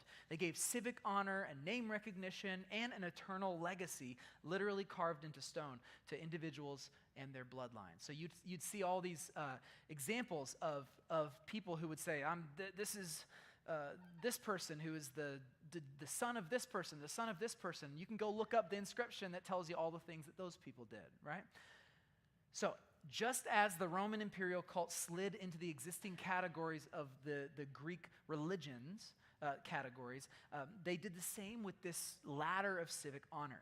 All these new offices began to be developed around the imperial cult, the worship of the emperor and his family, which gave aspiring men and women even more ways to make names for themselves. How great. There's even more ways to make your mark, and possibly even get noticed by the emperor himself. So we have now a Sebastologos. Remember I mentioned Sebastoi is the venerable ones, Augusti. So Sebastologos is an official who delivers sermons or eulogies in praise of the emperor, specifically, not just the god, but the emperor. Sebastophant, a Hierophant, is in charge of mysteries. That's like kind of more what we would think of as like rituals and secret rituals and stuff like. Well, now there's a Sebastophant who's in charge of rituals and mysteries for the imperial cult. Hymnodes. There was an entire group. It was like a young male choir that was a kind of a sought-after role. You get into this male choir, and then anytime there were big festivals or athletic games or whatever, you'd go out and sing all these great hymns to the praise of the emperor. And so it's another way that you could make your mark. And then there was this new title that was developed called the High Priest of Asia, which was for any city that had an imperial cult center, which we'll talk about in just a second. They were able to have a High Priest of Asia, which was a very, very influential title that gave you a lot of prestige. So anyone who was anyone, right, looked for opportunities to have their names forever inscribed in history. Leading your community's honor and reverence and sacrifices to the emperor was a great way to do that. For those who are not wealthy, who are not powerful, to attain high offices, what are they supposed to do? Well, that's where all the ordinary temples and small shrines to the imperial families come in. They were all throughout the city. They were in the gymnasiums and the baths where men would spend a lot of their time. If you wanted to thrive and build a name, even as a lower class citizen, you participated in these small daily acts of worship. And so this was just a part of your life. You would make a name for yourself even in small ways by worshiping the emperor and showing where your true loyalties lie, because that's where the power came from. Okay, so now we'll zoom out a little bit. We'll talk about families and communities who experienced those festivals and feasts. This was a way throughout the year for families and communities to collectively participate in activities which could help them thank the emperor for his benevolence and attain further favor. And so whoever could throw a great feast whenever a Roman senator was in town could leave a mark, and thinking hopefully that senator will go back and tell Vespasian how great of hosts we are. It's the kind of way that you make a name for yourself. And frankly, feasts, festivals, it's not so different from the way that people worshiped the other gods as well. This was a part of their rhythm, as we talked about before.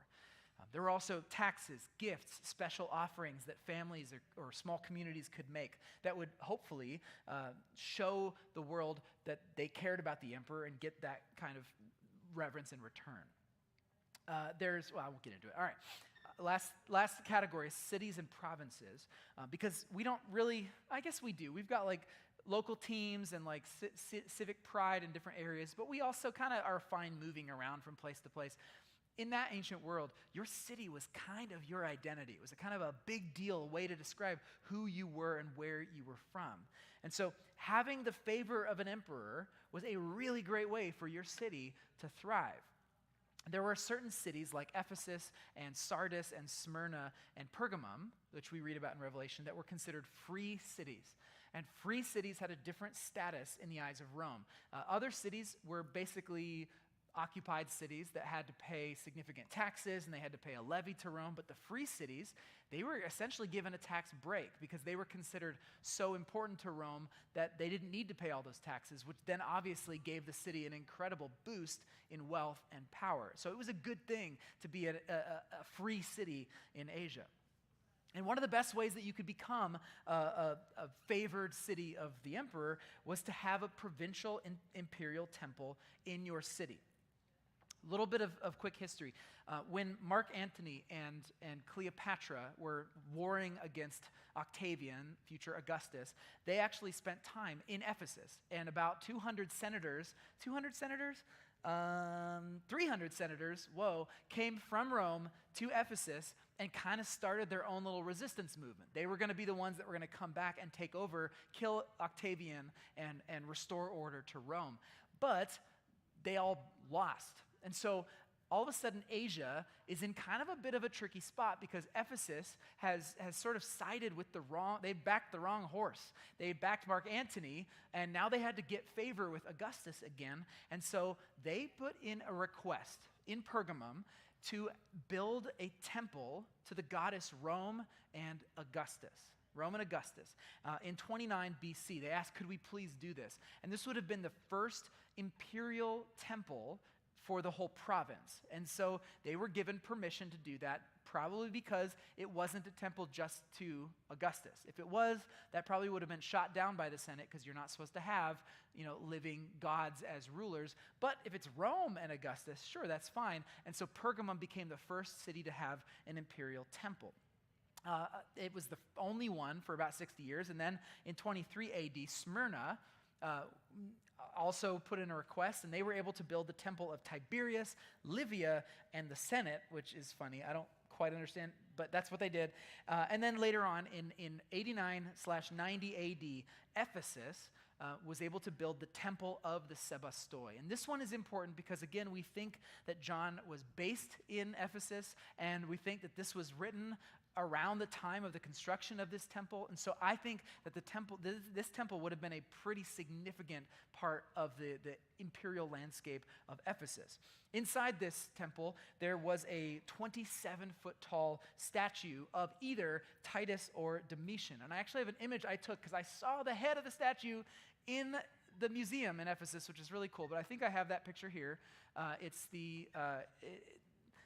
either Domitian or Titus, but here's the thing. This was what's called a acrolithic statue. So the body would have been built out of like wood and other stuff, but the head and the hand, which would have been holding a spear, were made out of marble. So this would have been, it's like this big, it's huge. And this would have been in the middle of the temple of the Sebastoi in Ephesus, a towering version of the emperor, right?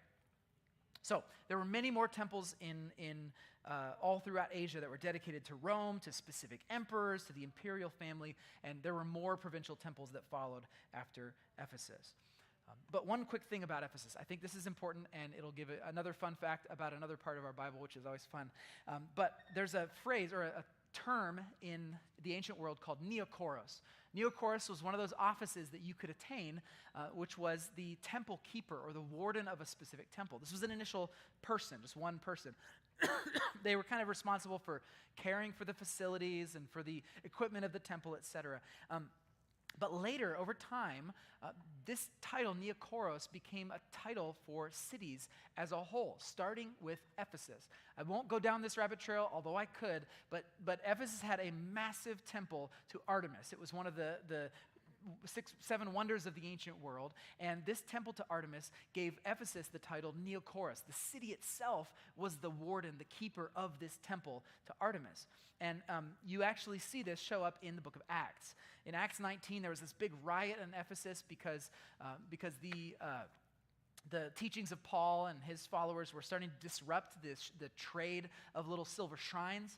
So I'm going to read this one little moment as they're having this riot in Ephesus. They started shouting again and kept it up for about 2 hours. "Great is Artemis of the Ephesians! Great is Artemis of the Ephesians!" At last, the Grammatius, that's one of those offices I mentioned before, was able to quiet them down enough to speak. "Citizens of Ephesus," he said, "everyone knows that Ephesus is the official Neokoros," that's what the Greek word there says, "of the temple of the great Artemis, whose image fell down to us from heaven. Since this is an undeniable fact, you should stay calm and don't do anything rash." And I tell you about this, about the Neokoros, because this defined the reputation of the city. And this would have been a matter of massive civic pride for those living in the city of Ephesian Artemis. You can find temples and inscriptions to Ephesian Artemis all over the Greco-Roman world. This was the epicenter of Artemis worship. Well, once the temple of the Sebastoi was built in around AD 90, Ephesus got the title of Neokoros of that temple as well. They became called twice Neokoros. Ephesus was now twice Neokoros. So what that meant was calling Ephesus Neokoros of the temple of the Sebastoi. That was saying that the honor and worship towards the imperial family was equal in their minds to the worship and honor given to Artemis, which was the epicenter of the meaning of the city of Ephesus. So you can see that by this time, the worship of the emperors had become massively important to the way that they saw their place in the world. It immediately raised that cult's status to the most significant cult in the city. Now, later, Neokoros became a title that was awarded by the Senate of Rome to different cities with imperial cult temples, etc., but it began in Ephesus, and it became a sought-after title that everybody wanted to have to distinguish their cities. Okay, bottom line, when it came to communities and cities, because power and wealth and honor and worship were all bound up in the imperial cult, right? Those things were not, politics and religion were not separate, they're all woven together. Worship of the emperor became one of the most surefire ways for you to grow in your legacy. And now there was a whole community of people who had a vested interest in you as an average citizen participating in that worship, because it was how they were going to get their names onto the inscriptions, onto the plaques that would keep their name in for all of time. So that's human maturation in the imperial cult. What about human maturation in Revelation? Well, obviously, as before, John has a very different understanding of these social trends. And we see that so clearly in his description of the second beast, the beast from the earth. Here's what he says. "Then I saw another beast come up out of the earth. He had 2 horns like those of a lamb, but he spoke with the voice of a dragon.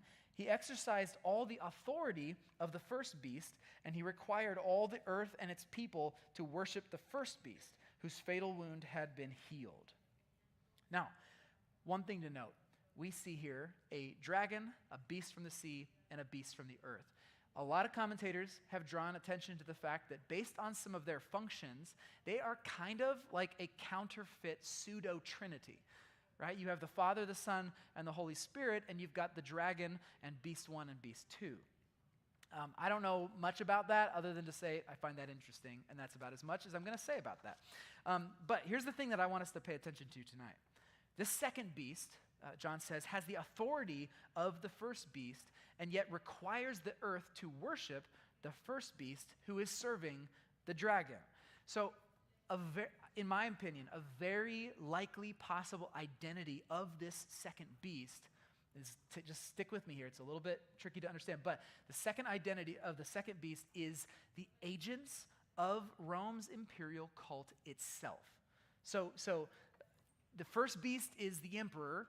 The second beast is sort of the imperial cult in the way that it was lived out in all of the individuals that supported it, like the high priest of Asia and the Sebastologos and the Sebastophons and etc., all the aristocratic structures of power, because these were the people and these were the power structures that forced the people to worship the emperor. These were the ones that used the levers of the economy and power to keep people honoring this beast, the emperor. Remember what we talked about in week 1, the experience of those in Asia Minor, in Pergamum, in Ephesus, right? They were having to make a choice of whether to participate in feasts and festivals and games, which would have advanced them in their human society, but would have potentially threatened them by putting them in bed with Rome. How do you escape all of the stuff when it's become so interwoven with your society? When statues are becoming indistinguishable between the emperors and the gods, this is now a part of your life. If you are like a merchant and you're part of a trade guild, and everybody in the trade guild is going to go and make an offering to Caesar so that they get a better tax rate, and you choose not to do that, how much longer do you think you're going to be a part of that trade guild? Now, how long do you think you're going to be able to keep up financially if you're not part of the guild? You get my point. He required everyone, small and great, rich and poor, free and slave, to be given a mark on the right hand or on the forehead. And no one could buy or sell anything without that mark, which was either the name of the beast or the number representing his name. This is what the second beast does to everybody in Asia or in the world. So real quick about this mark on the hand and the forehead. Lots been made about this. People have said it's microchips, all kinds of things. No, here's what it is. John's a Bible nerd. There's a very specific reference in Deuteronomy 11, which he's drawing from specifically. In Deuteronomy, it says, this is what the Torah is saying to the people of Israel, commit yourselves wholeheartedly to these words of mine. Tie them to your hands and wear them on your forehead as reminders. So in Deuteronomy, this is all about devoting yourself to Torah. And some Jewish communities took this literally and would actually do this. Still today, will wear a little bit of the Torah around their forehead in a little box, or they'll wrap it around their wrist. So, but it symbolized for the people of Israel, this is what it looks like to have total devotion to Yahweh, to take his law to heart so much that it never leaves your presence. It's on your head, it's on your hand. And so now, for the second beast to start requiring everybody to take the mark of the beast on their hand or their forehead, it's shifting that devotion from Yahweh to the beast. It's taking that dedication to the Torah of God and starting to give that dedication to the powers of this world. So I'm pretty darn positive that that's what John is referring to here. I think he is trying to say that the threat of the Roman imperial cult is that you might shift your focus away from the one true God to anything else, and you might actually do it so deeply that it becomes the center of your world. And so the beast from the earth is wanting exactly that much devotion to the structures of power which support the emperor's rule. That's how you advance in society. That's how you become wealthy and successful and complete. That's how you have a legacy in your life. But not to John. Not to John. N.T. Wright says this: John's apocalypse is a theologically loaded critique of Rome's vaunted greatness and goodness, its self-styled blessedness and benevolence. The book decries Rome's actual pretentiousness and brutality, offering an alternative perspective on how Rome looks from below. In Revelation, we see full well the conflict that's picked up on by Paul in his letter to the Ephesians, which, by the way, as a likely circular letter, probably went on the exact same route that the book of Revelation did, right? So the same churches are reading this letter where Paul says, "For we are not fighting against flesh and blood enemies, but against evil rulers and authorities of the unseen world, against mighty powers in this dark world, and against evil spirits in the heavenly places." Remember we were talking earlier about the princes, spiritual princes over different empires, the way that Daniel saw it? Maybe that's what Paul was talking about too. The idea that he's not just referring to like demons, he's referring to the powers of this world, which interweave from the physical to the spiritual, to the power structures, to the economy, and all the way. the empowering forces of human kingdoms. That is who we are at war against. And let's not forget that for John, the true vision of human maturation, the true ultimate end of someone's life that could be fully complete and fully realized is for them to be a martyr, have their testimony, the life that they live be what is their legacy through the ages. They don't get their names written on a plaque of stone. They have their names written in the Lamb's book of life. That is the legacy that he wants his readers to understand that they're fighting for. That's what they're living for. And remember, I'll read again verses 10 and 11. For the accuser of our brothers and sisters has been thrown down to the earth, the one who accuses them before our God day and night, and they have defeated him by the blood of the Lamb. Remember, the sacrificed Lamb who was sacrificed from the creation of the world, according to John, by the blood of the Lamb and by their martyrios, by their testimony. And they did not love their lives so much that they were afraid to die. To John, his vision is that self-giving love, self-sacrifice modeled after the Savior of all, after the slaughtered lamb. That is our path to a legacy that matters. Putting Torah, putting the teachings of Yahweh at the center of our lives, not the corrupt teachings of an emperor that wants nothing but power. Serving the beast, to John, ends only in destruction. So what about eschatology? Because obviously that's kind of what we think of as the whole point of the book of Revelation. So how does the emperor cult, how does the imperial cult deal with the concept of the end of things? Well, here we are encountering a kind of an odd paradox, because basically things get a little absurd because the eschatology of the Roman imperial cult doesn't exist. Unlike all religions in the world, there is no tale of how things will come to an end. Why? Because based on the way that they see their spiritual, economic, political world, Roman rule is it. This is the best that the world can hope for. I'll quote Friesen again. He says, space was centered on Rome. That's the golden milestone. And time was organized around Augustus, his birthday, and the accomplishments of empire. And so these cosmological interests were so strong that they produced an eschatological absurdity. The best one could hope for was the eternal continuation of Roman rule.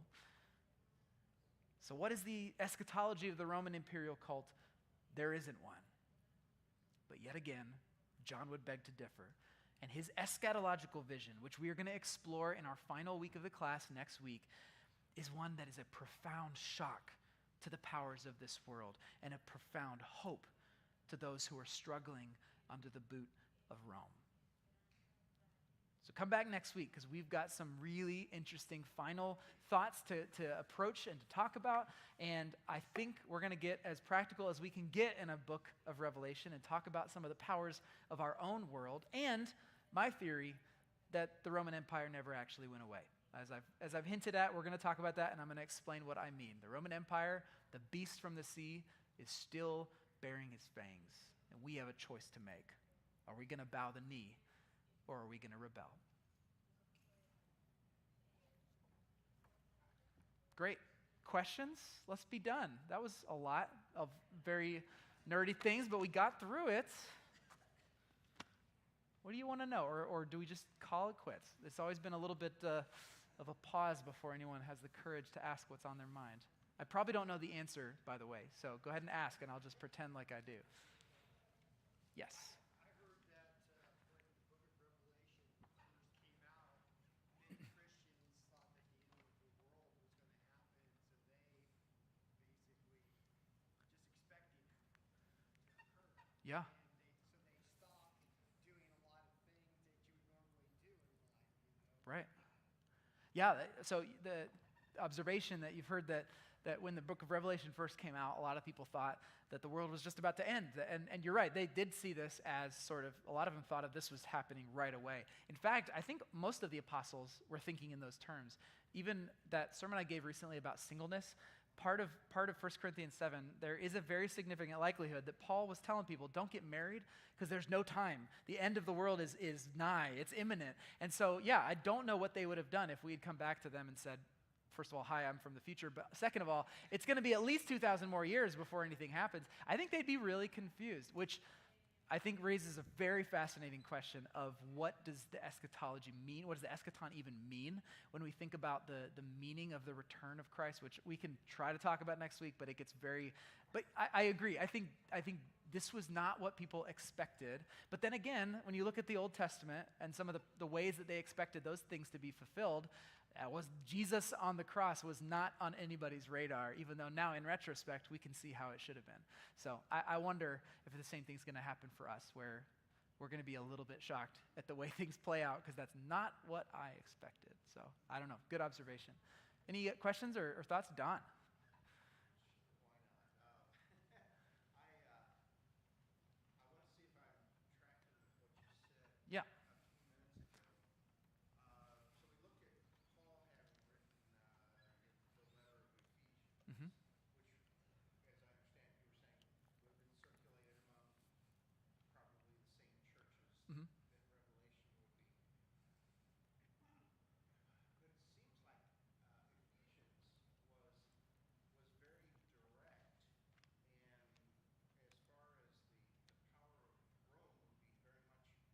in their faces, Mm-hmm. and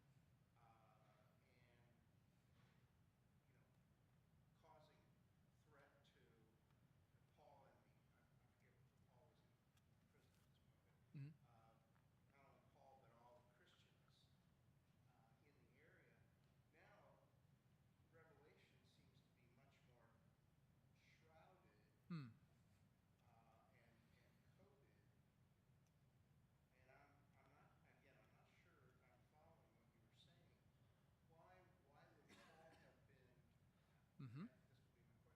Why would Paul have been really, really direct Sure. in what he said and risking, the power of Rome Right. coming down on him and all the Christians, whereas Revelation, the Roman leadership looked at that and they would have gone, Yeah, good question. Let me try to restate the question for anybody watching online or people who didn't hear what you said. The question is, when you compare like Revelation and Ephesians, if they were both sent to the same churches in the same area, why was Paul able to be so much more direct, whereas John seems to be far more shrouded and kind of more opaque in his imagery? Am I correct in that question? Okay, it's a really good question, and a couple potential thoughts come to mind. One possibility is it could come down simply to a matter of genre. The apocalyptic genre is a very specific way to capture truth, and John had a very specific type of literature in mind that he was writing, whereas Paul was writing a letter, an epistle, which also is a very specific type of genre where you follow certain patterns and protocols. And so by nature, perhaps Paul's letter had to be more specific because that was the genre he was writing in. However, there is some evidence, at least N.T. Wright believes, that Paul was actually imprisoned in Ephesus. And as we look at his missionary journeys, we see that he was regularly butting heads with the Roman authorities. And also, I kind of hinted at this in week 1, but the references that Paul makes, even in like letters like Philippians, are very, in that world, very explicitly anti-imperial. When he says we are citizens of heaven to the citizens in Philippi, which is the Roman colony that was started because the battle of Philippi was successful, like he was constantly thumbing his nose at the Romans and seemingly unafraid of the consequences of that. And I would contend that John was doing the same thing, just in a different way. He was using language that would have been understood as deeply anti-imperial.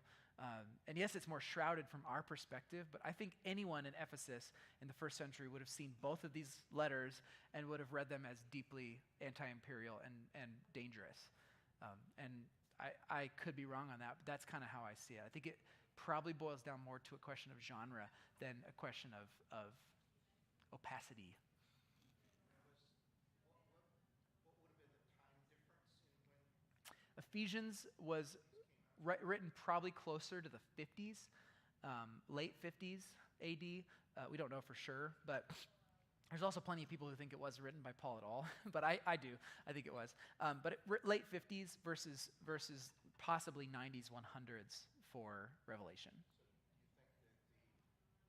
So do you think that the Roman culture might have even changed some between? Yeah, I do think, did the Roman culture change some between those times? I think it definitely did. I mean, for one thing, the temple of the Sebastoi was not built in Ephesus until AD 90, so Paul would not have seen that. It would not have been as big of a factor. He was more concerned with the power of Artemis when he was in Ephesus than with the power of Rome, at least in what we read in Acts. But yeah, I think it continued to build, and it was especially gaining a fever pitch with the Flavian dynasty that came along with Vespasian and Titus and Domitian. Like, there was a whole resurgence in imperial worship. There was a whole new thing of the Ephesian Olympics. They started their own version of the Olympics, which had a big season where everybody was traveling from around the world to compete there, and that was all in honor of the emperors. And so, yeah, I think it was becoming more and more explicit and more entrenched as the first century came closer to the second. Yeah, good question. All right, well, yeah.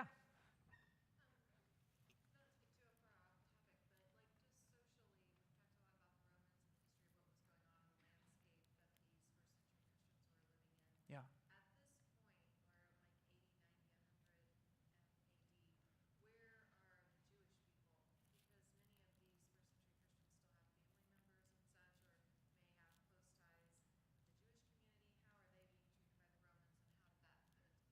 Yeah, great question. The question is, like, how did the Jewish communities fit into the puzzle of the cultural world at the time? So there's one of the most famous ruins in Ephesus is the Library of Celsus, and I could show you a picture if you're curious, but it was a building that was built after Paul's time, probably around the 90s maybe, and on the steps of the Library of Celsus is some graffiti carved by a Jewish person. It's a menorah carved into the steps of that thing. So it's like 2,000-year-old graffiti. It's crazy. So the point is, there was a big Jewish community in Ephesus and in all across Asia Minor, mainly because of the Assyrian invasion, which scattered so many from the northern kingdom. The diaspora began, and then after AD 70, there was a second diaspora after the temple in Jerusalem were destroyed. So there were Jewish people living all across the Roman Empire.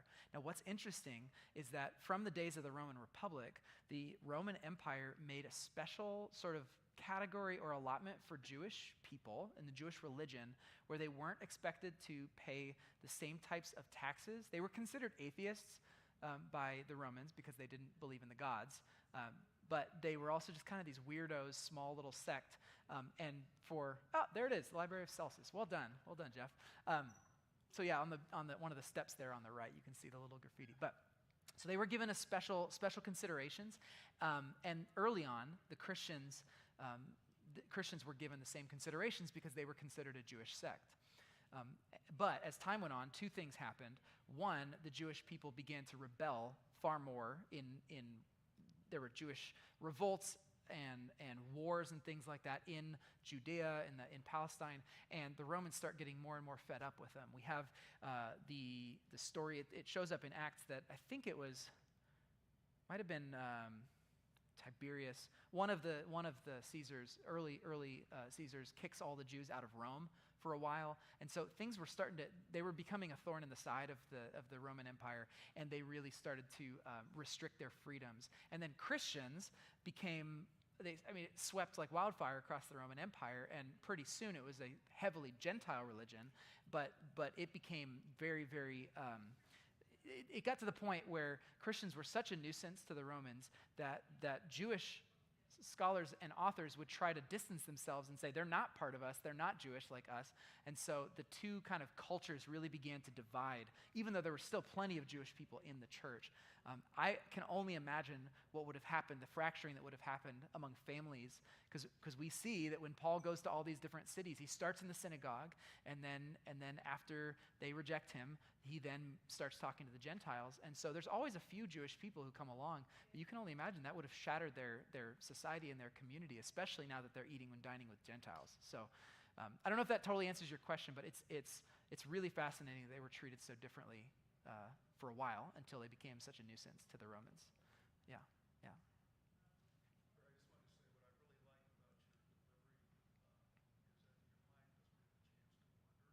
My mind doesn't have a chance to wander? Oh, your mind doesn't have a chance. Oh, yeah.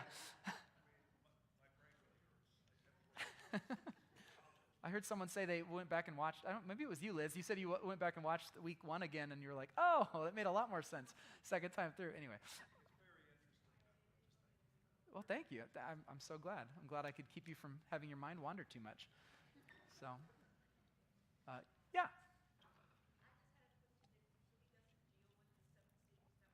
Mm-hmm. Yes.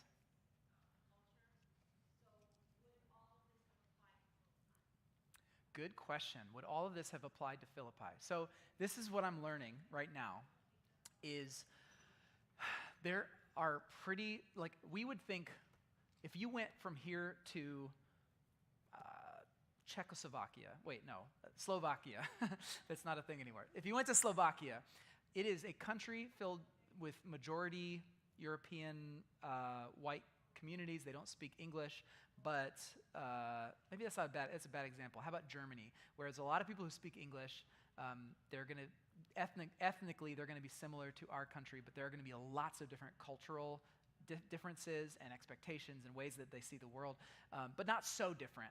I feel like that kind of a difference is what we see when you look at cities like Corinth, Philippi, and Ephesus. Ephesus was still very Greek, and it still had a lot, even though it's deeply imperial, it was very Greek. It had a lot of the Greek culture. Philippi was a Greek city that had become a place for Roman veterans to be resettled, so that they got to go and live there afterwards. So there were Greek people living there, and then Roman people came in and were given land and started living there. And so there would have been a mix of pure Roman culture and pure Greek culture in one place. Corinth was a place that used to be like extremely Greek, but then the Roman Republic destroyed, literally completely wiped the city off the face of the map at like 163 BC. And then 100 years later, they rebuilt the city completely from scratch as a Roman colony. And so it was also Greek and Roman, but it was trying to be as Roman as it could be. And so you just think about the difference of those 3 cities. All of them both had a lot of Greek influence. They both had a lot of Roman influence, but it would have played out so differently in each one.